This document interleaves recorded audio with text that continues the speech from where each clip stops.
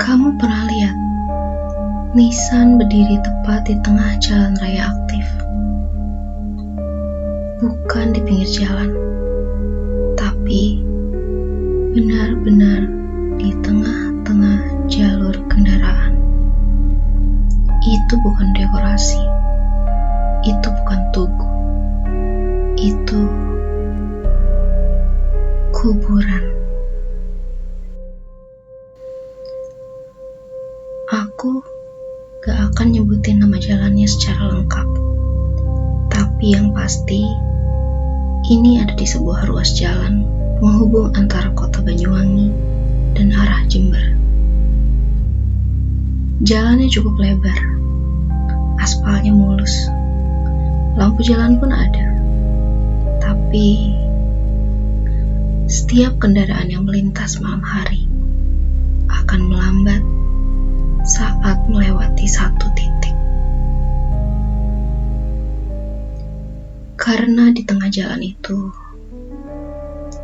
ada 3 Nissan berdiri tegak, tanpa pagar, tanpa pelindung, hanya diberi cat putih dan sedikit semak kering di sekitarnya.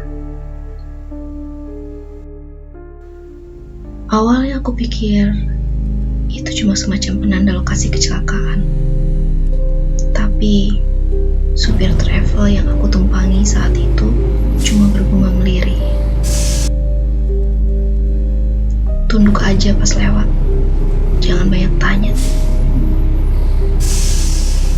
Dan anehnya, semua kendaraan malam itu tiba-tiba melambat saat sampai di titik tersebut. Bus malam, motor, mobil pribadi, semua seperti sudah sepakat untuk menghormati. Aku baru tahu keanehan ini waktu aku cerita ke seorang kenalan di sana, Mas Dani, warga lokal. Waktu aku tanya, kenapa nggak dipindah? Dia jawab, dulu pernah dicoba, tapi petugas yang mindahin. Gak sampai 2 hari, meninggal. Aku kira dia cuma bercanda, tapi malamnya aku dengar cerita lengkapnya dari salah satu penduduk asli, Bu Murni, tetangganya Mas Dani. Cerita dimulai tahun 1997. Di lahan itu, dulunya ada satu rumah tua kecil, peninggalan zaman Belanda. Rumah itu ditempati oleh seorang perempuan tua dan 2 anak laki-laki. Katanya sih, bukan anak kandung. Mereka pendiam, jarang bersosialisasi, dan konon katanya bukan warga asli situ. Suatu malam, rumah itu terbakar. Warga yang datang udah gak bisa nyelamatin apa-apa karena api begitu besar.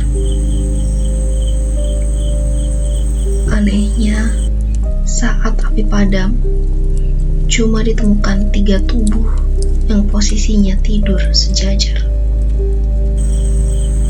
Tapi gak ada perabot rumah, gak ada puing dinding, gak ada jejak api sama sekali, selain bagian tanah tempat ketiga mayat itu terbaring.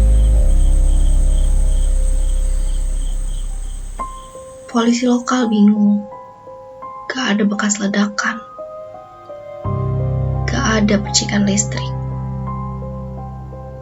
Akhirnya mereka dikuburkan di situ karena keluarga gak ada.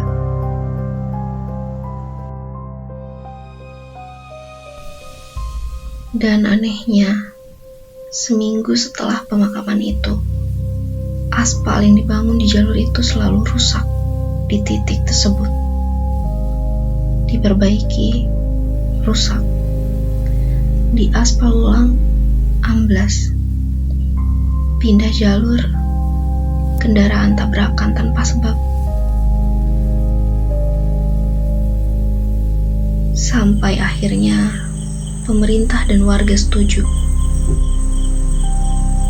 Biarkan saja mereka di sana. Kuburan mereka dikasih nisan seadanya. Dan sejak itu, jalanan kembali normal. Tapi syaratnya cuma satu. Kalau lewat situ, jangan sombong. Jangan ngebut. Jangan noleh ke belakang. Tapi suatu malam, ada sepasang muda-mudi lewat naik motor metik. Ceweknya live streaming, cowoknya ngebut sambil ngakak.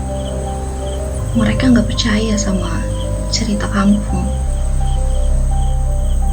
Beberapa detik setelah melewati nisan itu, motor mereka rem mendadak. Tapi CCTV dari warung terdekat menangkap sesuatu. Cewek itu kayak melihat sesuatu di belakang motornya dan seolah ditarik ke belakang. Sedangkan cowoknya bengong sambil gemetaran, lalu jatuh pingsan. Cewek itu sampai sekarang gak balik. Cowoknya trauma berat. Setiap lewat jalan raya manapun, dia selalu tutup mata dan baca doa. Aku sendiri waktu lewat sana, entah kenapa merasa seperti diawasi. Bulu kuduku meremang waktu aku tengok kaca spion.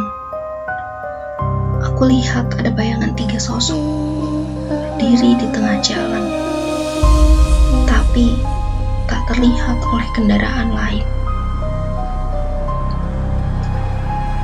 Dan sejak malam itu, setiap aku cerita ini ke orang lain, pasti ada yang bilang, aku juga pernah lihat, aku juga pernah ngerasa,